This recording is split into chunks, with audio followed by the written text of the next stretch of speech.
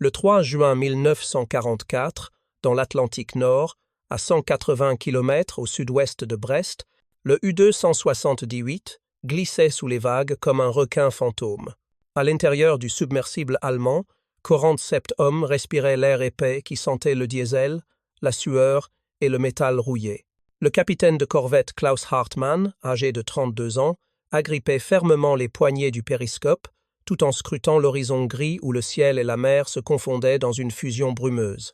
Dans l'obscurité relative du poste de commandement, le guetteur murmura d'une voix basse mais distincte. « Contact, convoi, cap nord-est. Distance estimée, 8 km. » Hartmann esquissa un sourire de satisfaction.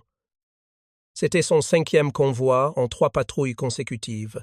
Avant la guerre, il enseignait les mathématiques dans un lycée de Hambourg, où ses étudiants disaient avec admiration qu'il pouvait calculer les trajectoires de torpilles directement dans sa tête. Maintenant, ces calculs complexes signifiaient littéralement la différence entre la vie et la mort pour son équipage. Avant de reprendre, dites-nous d'où vous nous regardez, et si cette histoire vous touche, assurez-vous d'être abonné, parce que demain, j'ai préparé quelque chose de vraiment spécial pour vous. Préparation des tubes 1 à 4. Ordonna-t-il calmement, sa voix ne trahissant aucune émotion. Plongée à 60 mètres. Moteurs électriques. Silence total. L'équipage obéit avec la précision d'une horloge suisse, chaque homme connaissant parfaitement son rôle dans cette danse mortelle sous-marine. L'Oberma Werner Kohl, mécanicien expérimenté de 40 ans dont le frère était mort à Stalingrad, vérifiait méthodiquement les jauges avec des mains qui ne tremblaient jamais, même face au danger. Le jeune matrose, Ludwig Steiner, à peine âgé de 10 à 9 ans, et effectuant sa toute première patrouille, serrait nerveusement une photographie de sa fiancée, Greta entre ses doigts mouettes, cherchant du réconfort dans cette image d'un monde paisible, qui semblait désormais infiniment lointain.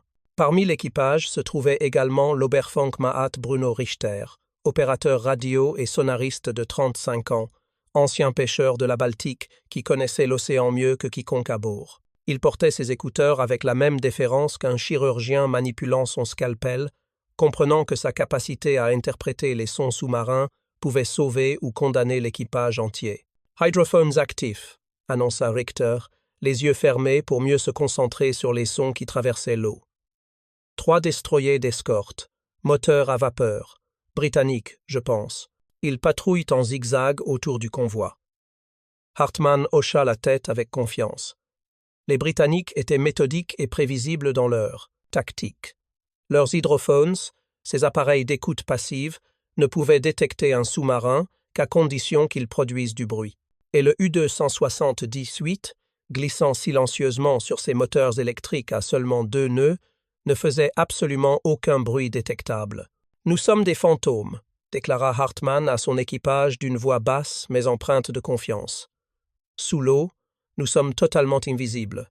Ils peuvent chercher tant qu'ils veulent, mais ils ne nous trouveront jamais. » C'était la doctrine allemande officielle, enseignée dans chaque école sous-marine depuis 1935. Un U-boot submergé était considéré comme indétectable. Les profondeurs océaniques offraient un sanctuaire absolu contre toute détection ennemie. L'adversaire pouvait écouter activement, mais écouter signifiait simplement attendre patiemment qu'un sous-marin commette une erreur fatale. Produire du bruit, effectuer un T, mouvement brusque ou émettre un signal radio interceptable. Le U-278 ne commettrait aucune de ces erreurs. Hartmann leva brièvement le périscope pendant exactement 3 secondes, juste assez longtemps pour confirmer sa géométrie d'attaque sans risquer d'être repéré. Le convoi, composé de 20 cargos transportant du ravitaillement vital vers l'Angleterre assiégée, avançait en formation serrée et disciplinée. Les destroyers d'escorte patrouillaient méthodiquement sur les flancs du convoi. Angle d'attaque, 30 degrés tribord. Calculatait-il mentalement avec la précision qui avait fait sa réputation. Vitesse du convoi, 8 nœuds. Distance de tir optimale, 3 km. Il abaissa rapidement le périscope et annonça sa décision. On attend 15 minutes. Laissez-les passer devant nous. Ensuite, on frappe par l'arrière. L'équipage s'installa dans l'attente silencieuse et tendue qui précédait toujours l'action. Steiner, le jeune matelot inexpérimenté, tremblait légèrement malgré ses efforts pour paraître calme.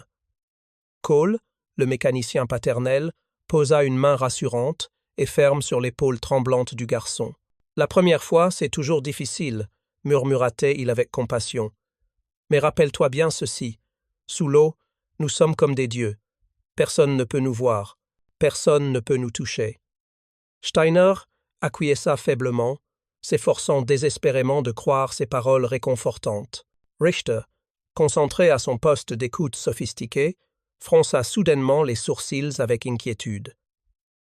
Quelque chose dans ses écouteurs venait brusquement de changer. Un son qu'il n'avait absolument jamais entendu auparavant résonnait maintenant clairement. Net, artificiel, répétitif et profondément perturbant. Ping. Un son métallique distinctif, comme une pièce de monnaie frappant délibérément une cloche de bronze. Ping. Plus fort cette fois, plus insistant. Ping, ping, ping. Le rythme s'accélérait inexorablement, devenant plus rapide et plus menaçant à chaque répétition. Richter arracha brusquement ses écouteurs, le visage devenu complètement blême. « Herr Calleun, dit-il d'une voix maintenant tremblante d'appréhension. Quelque chose nous frappe directement, un son totalement artificiel. Il provient du destroyer. » Hartmann se figea instantanément.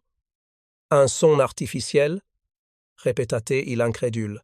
« Oui, Herr Calleun, ce n'est absolument pas un hydrophone passif ordinaire. C'est comme s'il envoyait délibérément des impulsions sonores actives vers nous. Et ces impulsions nous frappent directement avant de rebondir sur notre coque métallique. » Le silence dans le sous-marin devint immédiatement absolu et oppressant. Chaque homme comprit instantanément et viscéralement ce que cette révélation terrifiante signifiait réellement. L'ennemi ne se contentait plus simplement de les écouter passivement.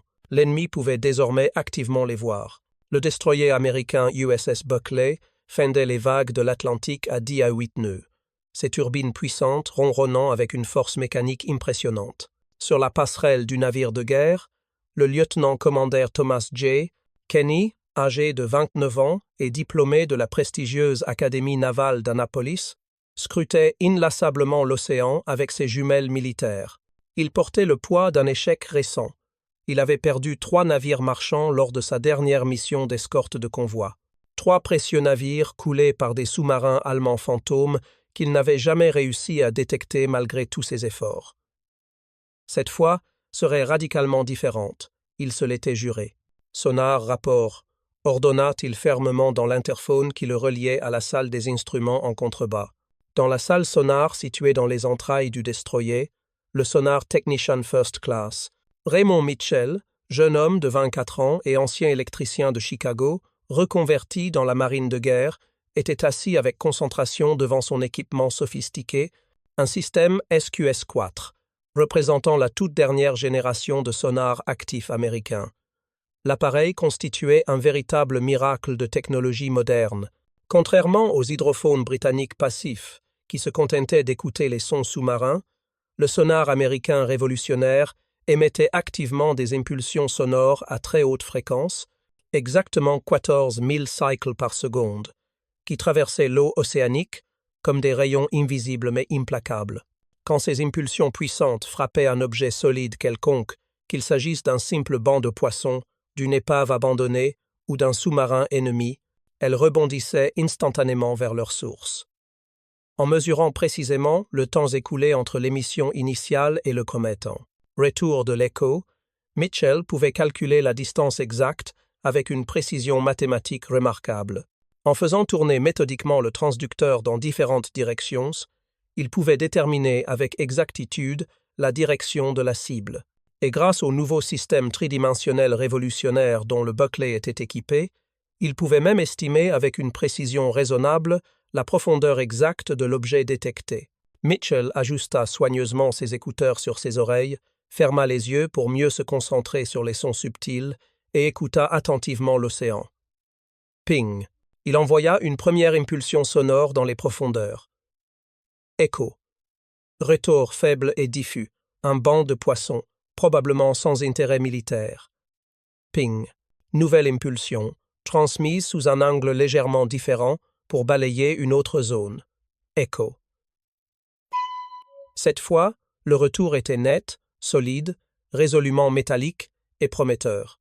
Les yeux de Mitchell s'ouvrirent, brusquement, son cœur s'accélérant. « Contact sous-marin !» cria-t-il avec urgence dans l'interphone, sa voix trahissant son excitation. Relèvement 045, distance 2300 mètres, profondeur estimée 60 mètres. Sur la passerelle exposée aux embruns, Kenny esquissa un sourire froid et déterminé. Tous les postes de combat, préparez immédiatement les grenades sous-marines. Cap 045, vitesse maximale, ordonna-t-il d'une voix claire et autoritaire. Le Buckley vira brutalement et violemment, ses hélices fouettant l'eau en écume blanche, fonçant à pleine puissance vers le contact encore invisible, pour l'œil humain, mais parfaitement localisé par la technologie. À bord du U-278 allemand, l'enfer venait littéralement de commencer pour l'équipage terrifié. Ping, ping, ping. Les impulsions sonores ennemies frappaient la coque d'acier comme des coups de marteau répétés et implacables. Chaque impact sonore résonnait violemment à travers tous les compartiments étroits du sous-marin, vibrant jusque dans les os mêmes des hommes pétrifiés. « Plongée d'urgence, 150 mètres », hurla Hartmann, toute assurance ayant disparu de sa voix. Le sous-marin plongea selon un angle dangereusement raide. Les hommes s'accrochèrent désespérément au montant métallique pour ne pas être projetés. L'eau océanique comprimait la coque d'acier avec un gémissement sinistre et menaçant. Ping, ping, ping. Les impulsions sonores suivaient inexorablement leur proie, plus rapides, plus fortes, plus précises. « Ils nous suivent !» cria Richter, totalement incrédule devant cette impossibilité théorique. « Peu importe notre profondeur, ils continuent de nous suivre parfaitement. » Hartmann transpirait abondamment, malgré la fraîcheur de l'eau environnante. Absolument rien dans son entraînement militaire, approfondi, ne l'avait préparé à affronter cette situation cauchemardesque. Tous les manuels tactiques affirmaient catégoriquement que les hydrophones ennemis étaient strictement passifs. Ils écoutaient patiemment. Ils ne pouvaient théoriquement pas voir activement à travers l'eau opaque. Mais ce terrible ping absolument maudit. C'était manifestement autre chose, quelque chose de nouveau et de terrifiant. Moteur complètement coupé, ordonna-t-il désespérément. Silence absolu dans tout le navire. L'équipage entier se figea instantanément comme des statues. Chaque homme retenait péniblement son souffle. Ping. Le son diabolique continua imperturbablement. Il n'avait apparemment pas besoin que le sous-marin produise le moindre bruit. Il frappait directement la coque métallique, rebondissait physiquement, revenait vers sa source. « Herr Calleun » murmura Cole, le mécanicien expérimenté, d'une voix blanche. « Ils peuvent nous voir clairement, même parfaitement immobiles. Ils peuvent nous voir. » Steiner, le jeune matelot terrorisé, sanglotait maintenant silencieusement, serrant convulsivement la photographie froissée de Greta contre son cœur battant. À bord du Buckley triomphant, Mitchell maintenait le contact précieux avec une précision absolument chirurgicale. Contact parfaitement stable, monsieur. Relèvement constant. Le sous-marin ennemi ne bouge plus du tout. Il essaie désespérément de se cacher, rapporta-t-il professionnellement. Kenny hocha la tête avec satisfaction. Ils ne comprennent pas encore la réalité. Nous ne les écoutons pas passivement. Nous les voyons activement. Préparez les grenades sous-marines, profondeur 150 mètres exactement. Tire sur mon ordre exclusif. Le Buckley passa directement au-dessus du contact sous-marin localisé. Feu! Ordonna Kenny. 6 grenades sous-marines cylindriques roulèrent méthodiquement de la poupe du destroyer, tombant dans l'eau sombre comme des œufs mortels porteurs d'œufs. Destruction. Dans le U-260 18 condamnés, l'équipage entendit distinctement les éclaboussures caractéristiques. 6 impacts successifs d'objets lourds entrant dans l'eau juste au-dessus d'eux. « Grenades !» hurla quelqu'un dans la panique absolue. Les hommes se cramponnèrent frénétiquement à tout ce qu'ils pouvaient saisir. 5 secondes interminables. 10 secondes d'agonie. 15 secondes d'attente insoutenable. Boum! La première explosion cataclysmique souleva le sous-marin entier comme un simple jouet d'enfant. Les hommes furent violemment projetés contre les cloisons d'acier. Les ampoules électriques explosèrent simultanément en 1000 éclats de verre. L'obscurité totale engloutit instantanément tout l'espace confiné. Boum, boum, boum. 3 autres explosions dévastatrices, si terriblement proches que la coque gémit pathétiquement sous la pression, des rivets métalliques sautèrent comme des boulets, des jets d'eau glacée sous haute pression jaillirent dangereusement des fissures nouvellement formées. Colmatez immédiatement les fuites, rugit Hartmann. Équipe de réparation, en action maintenant. Cole et 2 autres mécaniciens courageux se ruèrent avec des chevets en bois préparés, bouchant frénétiquement les fissures, serrant désespérément les boulons. Steiner gisait immobile par terre, du sang frais coulant abondamment de ses oreilles déchirées. Il ne bougeait plus. « Il est mort », constata Richter après avoir vérifié son pouls absent. Hartmann serra les dents douloureusement. « Continuez le travail. Nous devons absolument survivre. » Mais dans son cœur brisé, il savait la vérité terrible. Le sanctuaire sous-marin légendaire n'existait plus.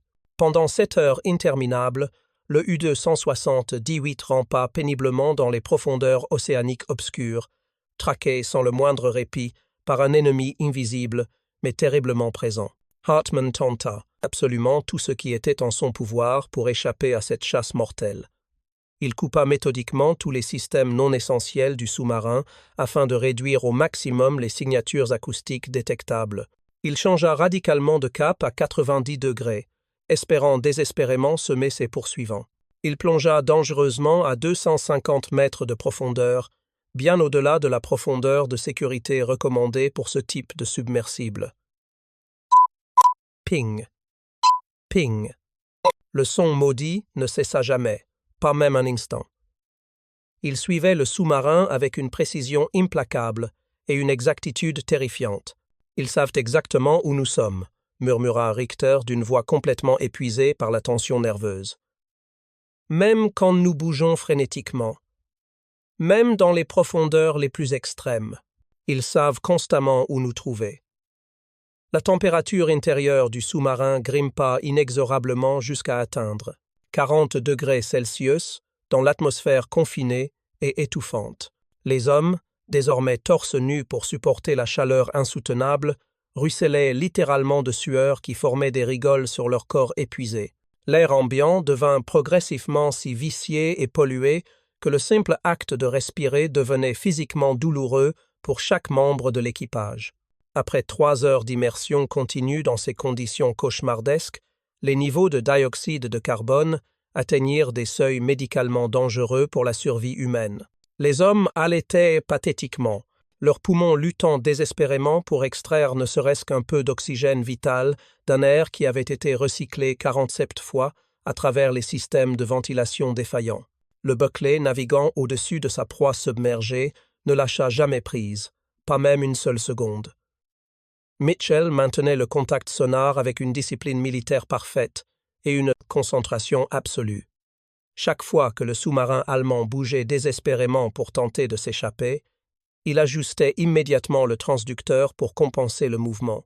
Chaque fois que Hartmann changeait tactiquement de profondeur en espérant trouver un angle mort, Mitchell recalculait instantanément les paramètres de détection. « Contact ferme, monsieur », rapportait-il méthodiquement toutes les 10 minutes à son commandant. « Aucune perte de signal. » Kenny souriait avec satisfaction à chaque rapport positif.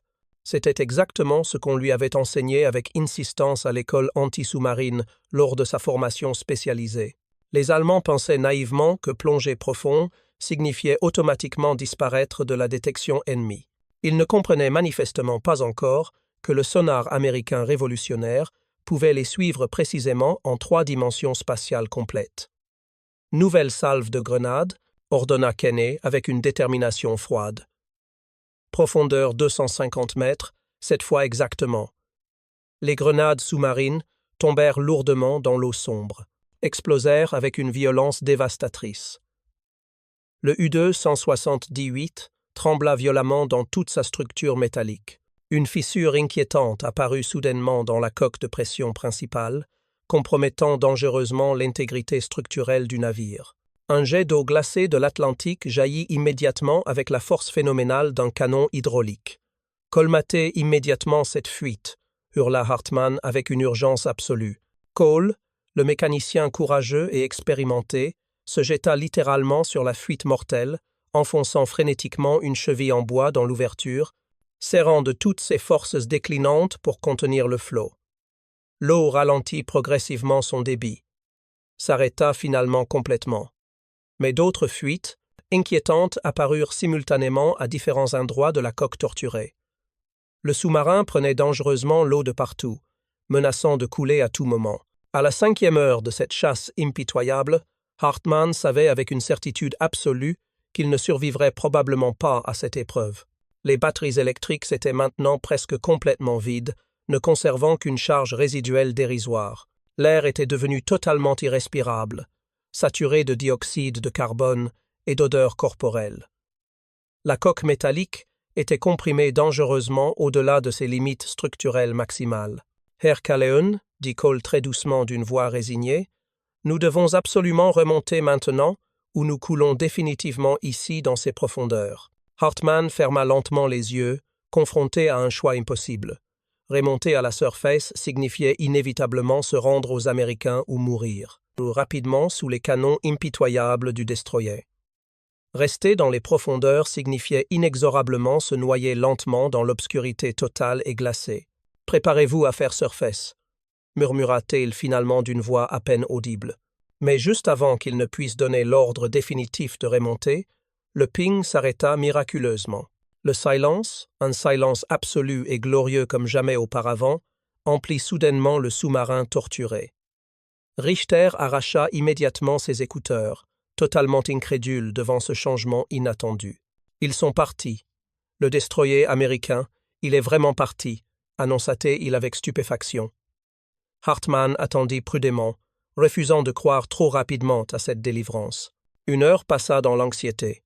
2 heures s'écoulèrent lentement. Rien. Aucun ping, aucun bruit de propulseur. Remontée lente et prudente, ordonna-t-il finalement avec précaution. Périscope d'abord. Vérifier la situation. Le U-278 remonta progressivement comme un cadavre macabre sortant péniblement d'une tombe sous-marine. Quand Hartmann leva finalement le périscope avec appréhension pour scanner l'horizon, l'océan environnant était complètement vide et désert. Le convoi allié avait simplement continué sa route vers sa destination. Le Buckley était retourné professionnellement à ses fonctions d'escorte protectrice. Le U-278 avait miraculeusement survécu contre toute attente, mais seulement 36 hommes étaient encore vivants parmi l'équipage décimé. 11 marines étaient maintenant morts, leurs corps gisant dans les compartiments sombres, et chacun des survivants traumatisés savait parfaitement la vérité terrible et indéniable. Ils n'étaient définitivement plus des chasseurs invisibles et invincibles comme ils l'avaient cru naïvement. Ils étaient désormais simplement des proies marquées, traquées, par une technologie qu'ils ne pouvaient ni comprendre ni contrer efficacement. Le 6 juin 1944, jour historique qui passerait à la postérité sous le nom de jour J, dans les eaux grises et agitées de la Manche occidentale, l'amiral Karl Dönitz, commandant suprême de la Kriegsmarine allemande, ordonna catégoriquement à tous les U-boots disponibles et opérationnels d'attaquer immédiatement la massive flotte d'invasion alliée qui se déployait inexorablement vers les côtes françaises. 36 sous-marins furent précipitamment déployés depuis leur base fortifiée le long de la côte atlantique française.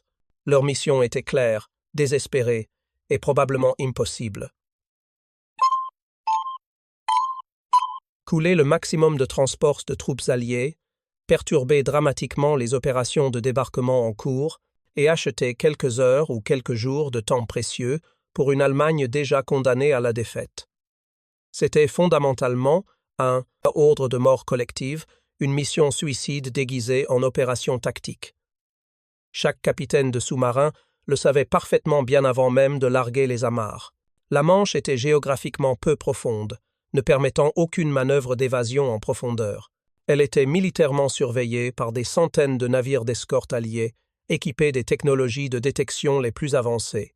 Elle était stratégiquement couverte par l'aviation alliée qui dominait totalement le ciel dans un rayon de plusieurs centaines de kilomètres. Mais les ordres militaires étaient les ordres, et dans l'Allemagne nazie de 1944, discuter les ordres signifiait la cour martiale et l'exécution immédiate. Le U-278, réparé à la hâte dans un chantier naval de Brest, avec des pièces de récupération et des soudures approximatives, fut envoyé dans cette mission suicidaire aux côtés de 35 autres submersibles condamnés. Hartmann, maintenant âgé de 33 ans mais paraissant en avoir 20 de plus après les horreurs qu'il avait vécues, ne dit absolument rien à son équipage concernant la nature réelle de leur mission. Il n'avait pas besoin de prononcer les mots terribles. Il lisait parfaitement la vérité incontournable dans ses yeux fatigués, dans ses gestes résignés, dans son silence éloquent. Les 36 hommes, qui constituaient désormais l'équipage réduit du sous-marin endommagé, comprenaient qu'ils naviguaient probablement vers leur mort certaine. Parmi eux se trouvaient des vétérans endurcis qui avaient miraculeusement survécu à la chasse de 7 heures, et de jeunes recrues inexpérimentés qui remplaçaient les 11 camarades morts lors de l'attaque précédente. Tous partageaient maintenant la même connaissance terrible. L'ennemi pouvait les voir sous l'eau, et cette capacité technologique rendait leur mission pratiquement impossible.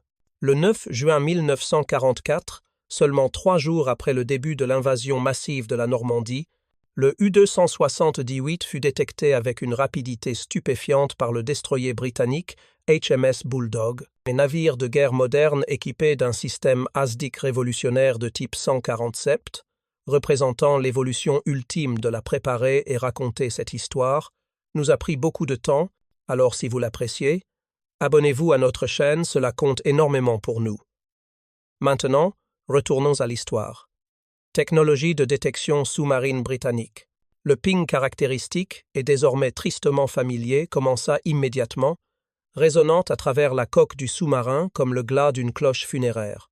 Cette fois, contrairement à toutes ses habitudes tactiques et à tout son entraînement militaire, Hartmann ne plongea pas en profondeur pour tenter une évasion futile. Il savait, avec une certitude absolue et résignée, que cela ne servirait strictement à rien face à cette technologie implacable qui pouvait suivre un sous-marin dans les 3 dimensions spatiales. « Tubes en A4 », ordonna-t-il d'une voix étrangement calme et détachée, comme s'il observait la scène de l'extérieur. « Tirez toutes les torpilles disponibles. Ensuite, remontez complète en surface. Nous combattrons avec dignité jusqu'au bout. » Les 4 torpilles partirent dans un sifflement caractéristique, traçant leur trajectoire mortelle vers le destroyer britannique qui manœuvrait habilement. Aucune des 4 torpilles ne toucha sa cible. Les officiers britanniques, parfaitement entraînés aux manœuvres d'évitement et bénéficiant d'une supériorité technologique écrasante, esquivèrent facilement les projectiles sous-marins. Le U-278, ayant épuisé son armement offensif et ne disposant plus d'aucun moyen de défense crédible, fit lentement surface dans les eaux grises et froides de la Manche. L'équipage survivant monta progressivement sur le pont étroit et glissant, levant les mains en l'air dans le geste universel de reddition militaire. Leurs uniformes étaient sales, déchirés, imprégnés de l'odeur de diesel et de sueur. Leurs visages étaient émaciés, marqués par la peur, l'épuisement et la résignation. Le Bulldog, manœuvrant avec précision professionnelle, les recueillit selon les conventions internationales de guerre. 31 survivants furent comptabilisés et transférés à bord du navire britannique. 5 marines allemands supplémentaires avaient été tués tragiquement dans l'attaque finale de grenades sous-marines qui avait précédé la reddition, leur corps restant à jamais enfermés dans les compartiments inondés du sous-marin condamné. Hartmann, se tenant maintenant debout sur le pont du destroyer britannique, les mains liées derrière le dos par des cordes rugueuses, regarda silencieusement son sous-marin couler progressivement dans les profondeurs froides de la Manche. Le U-278, qui avait été sa maison, son arme et son cercueil potentiel pendant tant de mois terrifiants, disparaissait maintenant sous les vagues avec une lenteur presque cérémonielle. La proue s'enfonça d'abord, puis la tourelle de commandement, et finalement la poupe dans un tourbillon d'écume blanche et de bulles d'air. Un officier britannique distingué, portant l'uniforme impeccable de la Royal Navy et arborant les décorations de plusieurs campagnes victorieuses, s'approcha respectueusement du capitaine allemand vaincu. « Vous avez combattu courageusement, capitaine », déclara-t-il en allemand correct avec un léger accent oxfordien. offrant ce compliment sincère d'un guerrier à un autre guerrier. Hartmann secoua lentement la tête avec amertume, rejetant ce réconfort verbal bien intentionné, mais fondamentalement inadéquat. Le courage ne suffit absolument pas contre la technologie supérieure, répondit-il d'une voix éraillée par l'émotion contenue. Vous nous avez définitivement eus. Vous pouviez nous voir constamment sous l'eau. Nous étions complètement aveugles face à vos capacités. L'officier britannique hocha gravement la tête, reconnaissant la vérité profonde de cette observation. Oui, exactement. Et c'est précisément pour cela que nous avons gagné cette guerre technologique. Les statistiques froides et impitoyables de cette campagne désastreuse racontaient une histoire de carnage systématique et de sacrifices futiles. Sur les 36 sous-marins allemands, envoyés désespérément contre l'invasion alliée massive, 25 furent méthodiquement détruits par les forces anti-sous-marines alliées qui combinaient efficacement navires de surface, aviation et technologies de détection avancée. Cela représentait un taux de perte catastrophique de 69% en seulement 2 mois d'opération. Près de 7 sous-marins sur 10 ne revinrent jamais à leur base. Plus de 600 sous-mariniers allemands périrent dans ces eaux relativement peu profondes, noyés dans des cercueils d'acier, étouffés par le manque d'oxygène ou déchiquetés par les explosions de grenades sous-marines. La guerre sous-marine, qui avait été l'arme favorite de l'Allemagne pendant les premières années du conflit, était maintenant définitivement terminée en tant que menace stratégique crédible. Les U-boots, qui avaient terrorisé l'Atlantique de 1939 à 1943, étaient désormais réduits à des cibles faciles pour une technologie qu'ils ne pouvaient ni comprendre ni contrer. Dans les camps de prisonniers britanniques, où les survivants furent internés, les conversations tournaient obsessionnellement autour de cette technologie mystérieuse qui avait renversé l'équilibre de la guerre sous-marine. Les sous-mariniers allemands, traditionnellement fiers et confiants dans leur supériorité tactique, étaient maintenant brisés psychologiquement par la réalisation qu'ils avaient été envoyés au combat avec un équipement obsolète contre un ennemi technologiquement supérieur. Ils parlaient inlassablement du ping, ce son métallique qui les avait traqués implacablement, qui avait pénétré leur sanctuaire sous-marin, qui avait transformé l'océan d'un refuge protecteur en piège mortel. Beaucoup souffraient de ce qui serait aujourd'hui diagnostiqué comme un trouble de stress post-traumatique sévère. Ils sursautaient violemment au moindre bruit métallique. Ils faisaient des cauchemars récurrents où ils entendaient éternellement le ping-ping-ping résonnant à travers des compartiments inondés. Certains refusaient catégoriquement de parler de leurs expériences, s'enfermant dans un silence traumatisé. D'autres racontaient compulsivement leurs histoires encore et encore, cherchant désespérément à comprendre comment leur invincibilité perçue s'était transformée en vulnérabilité totale. Hartmann, interné dans un camp pour officiers près de Manchester, passa les mois suivants à réfléchir profondément sur les leçons de cette défaite technologique. Il comprenait maintenant avec une clarté douloureuse que la guerre moderne ne se gagnait pas uniquement avec le courage, la discipline ou la tactique, mais fondamentalement avec la science, l'ingénierie et l'innovation technologique. L'Allemagne avait développé d'excellents sous-marins selon les standards de 1935, mais avait ensuite stagné technologiquement pendant que les Alliés innovaient furieusement. Le résultat était prévisible et catastrophique. 30 000 sous-mariniers allemands moururent pendant la guerre, représentant un taux de mortalité de 75%, le plus élevé de toutes les forces armées de tous les belligérants. Cette hécatombe n'était pas le résultat d'un manque de bravoure ou de compétence, mais simplement de l'obsolescence technologique face à un ennemi qui pouvait voir à travers l'eau elle-même. Mai 1945, dans la ville portuaire détruite de Kiel en Allemagne, au moment historique de la capitulation inconditionnelle du Troisième Reich. Bruno Richter, l'opérateur sonar expérimenté, qui avait entendu le tout premier ping terrifiant sur le U-260 dit Whittlore de cette patrouille fatidique de juin 1944, survécut miraculeusement à la guerre alors que tant de ses camarades avaient péri dans les profondeurs froides de l'Atlantique. Il passa 2 longues années dans un camp de prisonniers britanniques situé dans la campagne brumeuse du Yorkshire, où il partagea des baraquements surpeuplés avec des centaines d'autres sous-mariniers allemands survivants, tous hantés par les mêmes souvenirs traumatisants du ping, implacable, qui avait sonné leur condamnation. Puis il retourna finalement en Allemagne en 1947, découvrant une nation complètement en ruines, physiquement brisée par les bombardements alliés massifs, moralement humiliée par la défaite totale et la révélation des horreurs nazies. Il ne parla jamais volontairement de ses expériences sous-marines terrifiantes, pas pendant des décennies entières de silence obstiné. Les questions de sa femme restaient sans réponse. Les curiosités de ses enfants étaient doucement mais fermement écartées. Le passé était un territoire interdit, un champ de mines émotionnelles qu'il refusait absolument de traverser. En 1972, 27 ans après la fin de la guerre dévastatrice, un historien américain spécialisé dans la guerre sous-marine atlantique nommé le Dr Robert Henderson, professeur à l'université de Yale âgé de 42 ans, le retrouva après des mois de recherche méticuleuse dans les archives militaires allemandes et britanniques.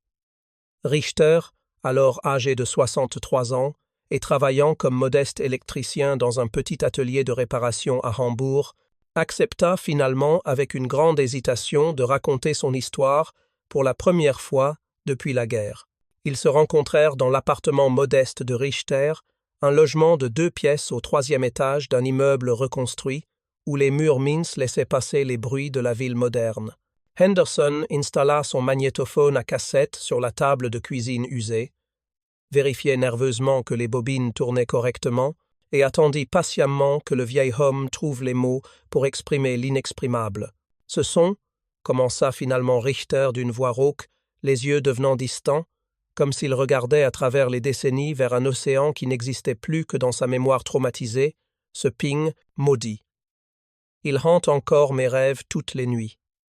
Pas les explosions cataclysmiques des grenades sous-marines, pas la mort horrible de mes camarades, juste ce son métallique, répétitif, implacable.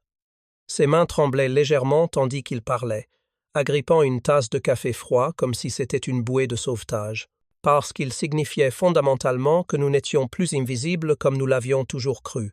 Nous pensions naïvement que l'océan immense nous protégeait, que les profondeurs obscures constituaient un sanctuaire inviolable. Nous avions complètement tort dans cette croyance arrogante. Votre technologie américaine et britannique a littéralement percé les profondeurs océaniques que nous pensions impénétrables. Elle nous a vus avec une clarté parfaite, malgré l'obscurité et la distance. Elle nous a traqués sans relâche pendant des heures interminables. Elle nous a tués systématiquement par milliers. Richter se leva, difficilement de sa chaise, se dirigea vers une vieille armoire en bois et en sortit une photographie jaunie et froissée. C'était un portrait de groupe montrant l'équipage complet du U-278 pris en mai 1944, juste avant leur dernière patrouille catastrophique. 47 jeunes hommes souriaient à la caméra, inconscients que la majorité d'entre eux seraient morts dans quelques semaines.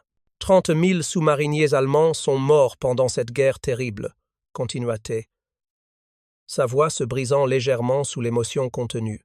75% de tous ceux qui ont servi dans les U-boots. Pensez à cette statistique horrible, Herr Doctor. 3 hommes sur 4. Ce n'était pas à cause d'un manque de courage personnel de leur part. Mes camarades étaient les hommes les plus braves que j'ai jamais connus. Ce n'était pas à cause d'une mauvaise tactique militaire. Nos commandants étaient brillants, créatifs, dévoués, mais uniquement à cause de la technologie supérieure que nous ne pouvions ni comprendre ni contrer efficacement. Henderson, écoutant attentivement et prenant des notes détaillées dans son carnet, demanda doucement avec respect.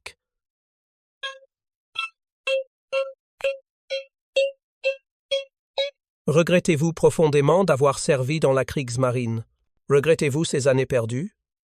Richter secoua lentement la tête de gauche à droite, ses cheveux gris maintenant clairsemés bougeant légèrement avec le mouvement. Je regrette amèrement la guerre elle-même, cette folie collective qui a détruit toute une génération européenne. Je regrette profondément ce que nous avons fait collectivement en tant que nation allemande, les crimes impardonnables commis au nom d'une idéologie monstrueuse. Mais je ne regrette absolument pas mes camarades, ces hommes ordinaires placés dans des circonstances extraordinaires et terribles. Nous étions simplement des hommes qui avons fait notre devoir, militaire tel que nous le comprenions à l'époque, même quand ce devoir était devenu manifestement impossible à accomplir avec succès.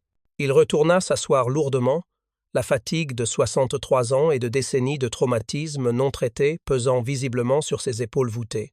Ce que je regrette vraiment, ce que je ne peux pas pardonner même après toutes ces années de réflexion, c'est l'arrogance institutionnelle, l'aveuglement volontaire de nos dirigeants militaires. Nous pensions stupidement que nous ne pouvions pas être vaincus sous l'eau, que notre supériorité tactique initiale était permanente et incontestable. Nous avions catastrophiquement tort dans cette présomption fatale, et 30 000 hommes jeunes sont morts atrocement pour apprendre collectivement cette leçon terrible que nos supérieurs auraient dû comprendre beaucoup plus tôt. Ils sont morts noyés dans des cercueils d'acier, étouffés par le manque d'oxygène, déchiquetés par les explosions, brûlés par l'eau de mer, envahissant les batteries électriques. L'entretien continua pendant plus de 4 heures, Richter racontant méthodiquement les détails de la chasse de 7 heures qu'il avait marquée à jamais. Il décrivit avec une précision photographique comment le ping avait commencé, comment l'équipage avait réagi avec une incrédulité croissante, comment la température avait grimpé insupportablement, comment l'air était devenu progressivement irrespirable. Il parla de Steiner, le jeune matelot de 10 à 9 ans qui était mort lors de la première attaque de grenades sous-marines, serrant encore la photographie froissée de sa fiancée Greta, qu'il ne reverrait jamais. Il parla de Cole, le mécanicien stoïque de 40 ans qui avait colmaté héroïquement les fuites avec ses mains nues jusqu'à ce que ses doigts saignent. Il parla d'Hartmann, leur commandant, qui avait maintenu la discipline et l'espoir même quand il savait que la situation était désespérée. Après la guerre, quand je suis retourné à Hambourg en 1947, continua Richter, j'ai essayé de retrouver les familles de mes camarades morts. Beaucoup avaient également péri dans les bombardements alliés. Certaines familles ne voulaient pas me parler, me tenant personnellement responsable de la mort de leur fils ou mari. D'autres m'ont accueilli avec gratitude, désespérés d'avoir des détails sur les derniers moments de leur être cher. J'ai menti à la plupart d'entre elles. Je leur ai dit que la mort avait été rapide et sans douleur, que leur fils était mort courageusement en héros. Comment pouvais-je leur dire la vérité horrible? Que beaucoup sont morts lentement dans l'obscurité totale, noyés progressivement tandis que l'eau glacée montait inexorablement dans les compartiments scellés, ou étouffés sur des heures tandis que l'oxygène s'épuisait graduellement? Henderson demanda « Finalement, que pensez-vous que les générations futures devraient retenir de votre expérience? Quelles leçons historiques devraient être préservées ?» Richter réfléchit longuement avant de répondre, regardant fixement par la fenêtre les rues animées de Hambourg moderne, où des adolescents insouciants passaient en riant, complètement ignorants des sacrifices qui avaient façonné leur monde. Ils devraient comprendre que dans la guerre moderne, la technologie supérieure bat invariablement le courage traditionnel, toujours, sans exception. Mes camarades étaient aussi braves que n'importe quel guerrier dans l'histoire humaine. Mais le courage seul ne peut pas vaincre la physique, ne peut pas contrer l'innovation scientifique, ne peut pas combler un écart technologique fondamental. Les nations qui investissent dans la science, dans la recherche, dans l'innovation constante, survivent et prospèrent. Celles qui stagnent technologiquement tout en se reposant sur des gloires passées sont condamnées à la défaite catastrophique. Il ajouta après une longue pause contemplative. Mais plus important encore, ils devraient comprendre le coût humain réel de la guerre technologique. Ce ne sont pas seulement des statistiques abstraites, des nombres froids dans des livres d'histoire. Chacun de ces 30 000 sous-mariniers morts était un individu unique avec des rêves, des familles, des avenirs volés. Steiner voulait devenir architecte après la guerre et construire des maisons modernes. Cole voulait retourner à sa ferme familiale et cultiver des pommes de terre en paix. Hartmann voulait retourner enseigner les mathématiques et inspirer la prochaine génération. Tous ces futurs ont été annulés par ce ping, par cette technologie qui nous a transformés d'hommes en cibles. Richter termina l'entretien en disant simplement « Je suis maintenant un vieil homme qui vivra probablement encore 10 ou 15 ans avant de rejoindre mes camarades. Mais, jusqu'à mon dernier souffle, j'entendrai ce son dans mes rêves. Ping, ping, ping. C'est le son de 30 000 fantômes qui hantent encore l'Atlantique, attendant que quelqu'un raconte finalement leur histoire véridique. » En 1985, exactement 40 ans après la fin dévastatrice de la Seconde Guerre mondiale, Klaus Hartmann, commandant survivant du U-278 et maintenant âgé de 73 ans, retourna en Normandie française pour la première fois depuis cette terrible journée de juin 1944, où son sous-marin avait été forcé de faire surface et de se rendre. Il marchait lentement avec une canne en bois élégante, cadeau de ses petits-enfants, ses jambes affaiblies par l'arthrite et les décennies, mais ses yeux bleus restaient toujours remarquablement clairs et pénétrants, conservant cette acuité qui lui avait permis de calculer des trajectoires de torpilles dans sa tête pendant la dure guerre. Il se tenait maintenant seul sur une falaise balayée par le vent près de la célèbre plage d'Omaha, regardant l'océan Atlantique gris et agité, où tant de ses camarades sous-mariniers reposaient éternellement dans des cercueils de fer rouillés à des centaines de mètres sous la surface, leurs corps jamais récupérés, leurs tombes jamais marquées, leurs noms connus seulement de Dieu et des archives militaires poussiéreuses. Un vétéran américain aux cheveux blancs s'approcha lentement sur le sentier côtier, marchant avec la démarche prudente d'un homme qui avait également atteint l'âge vénérable de 64 ans. C'était Raymond Mitchell, l'ancien opérateur sonar du destroyer USS Buckley, l'homme dont les doigts experts sur les contrôles du système SQS-4 avaient détecté et traqué le U-278 pendant 7 heures interminables de chasse sous-marine impitoyable. Les deux hommes se reconnurent instantanément et, mutuellement, bien qu'ils ne se soient techniquement jamais rencontrés face à face durant la guerre, dans leur vie, ayant été intimement liés par la technologie et la violence, mais jamais par une rencontre personnelle directe. Il y avait quelque chose d'indéfinissable dans leur posture, dans leur regard, dans la façon dont ils se tenaient qui identifiait immédiatement chacun à l'autre comme des guerriers de la même bataille terrible, séparés seulement par les circonstances du conflit et l'appartenance nationale. « Vous étiez sur le U-278 », déclara Mitchell en allemand hésitant qu'il avait appris spécifiquement pour ce voyage commémoratif, sa voix portant une tonalité d'affirmation plutôt que d'interrogation. « Et vous étiez sur le Buckley » répondit Hartmann en anglais qu'il avait perfectionné durant 4 décennies d'après-guerre, passé à travailler comme consultant pour diverses compagnies maritimes internationales. Ils restèrent silencieux pendant un long moment profondément contemplatif, côte à côte sur la falaise venteuse, regardant ensemble les vagues incessantes qui se brisaient contre les rochers en contrebas, chacun perdu dans ses propres souvenirs douloureux de cette époque violente et traumatisante. Le cri des mouettes résonnait au-dessus d'eux, et l'odeur salée de l'océan remplissait leurs narines avec des parfums qui déclenchaient des cascades de mémoire enfouies depuis des décennies. « J'ai entendu ce son terrifiant », dit finalement Hartmann, d'une voix rauque, chargée d'émotions contenues, brisant le silence méditatif qui s'était installé entre eux. « Le ping caractéristique de votre sonar révolutionnaire. J'ai su immédiatement et instinctivement que nous avions perdu définitivement. Pas seulement cette bataille particulière contre le Buckley, pas seulement cette patrouille spécifique, mais la guerre sous-marine entière dans son ensemble, parce que vous aviez développé quelque chose de fondamentalement nouveau que nous ne pouvions absolument pas contrer avec nos technologies obsolètes et notre doctrine dépassée. » Mitchell hocha gravement la tête en signe de compréhension profonde, ses propres yeux devenus humides en se souvenant de ces journées stressantes passées devant son écran sonar, sachant que chaque décision qu'il prenait signifiait vie ou mort pour des dizaines d'hommes invisibles quelque part sous les vagues. « Nous avons eu énormément de chance dans cette guerre technologique, dit-il modestement, minimisant sa propre contribution. Nos scientifiques étaient objectivement meilleurs que les vôtres. Nos ingénieurs étaient plus innovants et moins contraints par la doctrine rigide.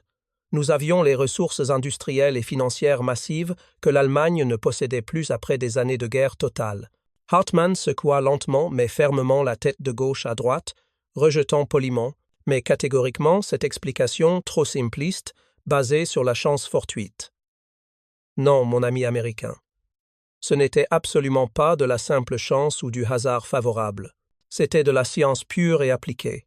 C'était de l'ingénierie méthodique et de l'innovation constante. C'était la capacité d'une société libre et ouverte à mobiliser ses meilleurs esprits scientifiques vers un objectif commun. Et en guerre moderne, la science et la technologie battent invariablement le courage traditionnel et la bravoure individuelle. Toujours. Sans aucune exception historique, Il regarda Mitchell directement dans les yeux, avec une intensité qui transcendait les anciennes divisions nationales et idéologiques. Mes hommes étaient aussi courageux que n'importe quel guerrier dans toute l'histoire humaine. Ils ont affronté des terreurs que peu de gens peuvent imaginer.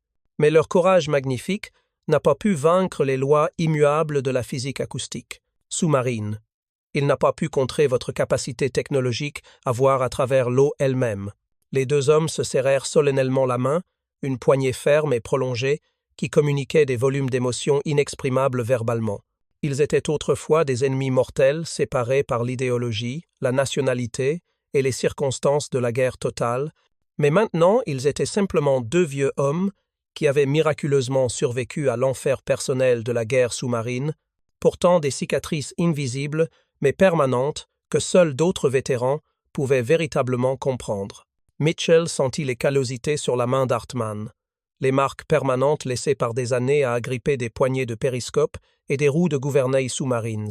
Hartmann sentit le léger tremblement dans la main de Mitchell, le résultat probable de décennies passées à écouter attentivement des sons subtils qui déterminaient la vie et la mort. « Reposez en paix éternelle, mes chers camarades », murmura Hartmann doucement en allemand, se tournant pour regarder directement l'océan vaste et indifférent qui s'étendait jusqu'à l'horizon infini.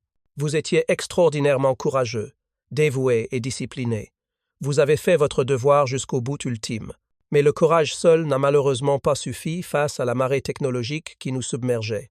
Des larmes coulaient maintenant librement sur ses joues ridées, des décennies de chagrin réprimés s'échappant finalement dans ce moment cathartique de souvenir et de réconciliation. Mitchell, comprenant instinctivement même sans parler allemand, posa respectueusement une main compatissante sur l'épaule tremblante du vieil homme, offrant un réconfort silencieux d'un guerrier à un autre, transcendant complètement les anciennes barrières de langue et de nationalité. Le vent atlantique souffla doucement mais, insistant sur la falaise normande, portant l'écho fantôme et imaginaire d'un son que seuls les morts reposant dans les profondeurs pouvaient encore véritablement entendre avec leurs oreilles disparues depuis longtemps. Ping. Ce son métallique et artificiel qui avait changé fondamentalement et irréversiblement la nature même de la guerre sous-marine pour toujours. Ping. Le son technologique qui avait brutalement transformé les chasseurs invisibles et confiants en proies traquées et terrifiées. Ping. Le son implacable qui avait directement tué 30 000 jeunes hommes allemands dans la fleur de leur âge, les noyant dans l'obscurité froide et impitoyable des profondeurs atlantiques. Et dans ce silence contemplatif partagé par deux anciens ennemis, devenus amis par le temps et la compréhension mutuelle, l'océan Atlantique conservait jalousement ses secrets innombrables et ses fantômes éternels, gardant pour toujours les histoires de courage, de terreur, de sacrifice et de mort qui reposaient dans les épaves rouillées dispersées sur son fond sablonneux. Les deux vétérans restèrent ainsi pendant 1 heure complète, partageant occasionnellement des souvenirs fragmentaires, pleurant silencieusement pour les amis perdus, réfléchissant profondément sur les leçons terribles que leur génération avait apprises au prix de millions de vies. Quand ils se séparèrent finalement alors que le soleil commençait à décliner vers l'horizon occidental, ils s'embrassèrent brièvement à la manière européenne, promettant de rester en contact par correspondance, ayant trouvé dans cette rencontre improbable une forme rare de compréhension et de guérison que seuls ceux qui ont vécu l'expérience partagée de la guerre peuvent véritablement apprécier. Hartmann mourrait paisiblement dans son sommeil 3 ans plus tard en 1988, à l'âge de 76 ans, rejoignant finalement ses camarades dans l'éternité. Mitchell assisterait à ses funérailles en Allemagne, témoignage extraordinaire d'une réconciliation qui aurait été impensable 40 ans auparavant. L'histoire de leur rencontre sur cette falaise normande serait racontée dans des livres d'histoire, utilisée dans des cours militaires, citée dans des discours commémoratifs, comme exemple puissant de comment d'anciens ennemis peuvent trouver la paix et le respect mutuel après les horreurs de la guerre. Ensuite, 2 autres histoires exceptionnelles vous attendent à l'écran. Si celle-ci vous a touché, vous ne voudrez pas manquer les suivantes. Cliquez et allez les découvrir. Et n'oubliez pas de vous abonner et d'activer la cloche de notification pour ne rater aucune de nos prochaines vidéos.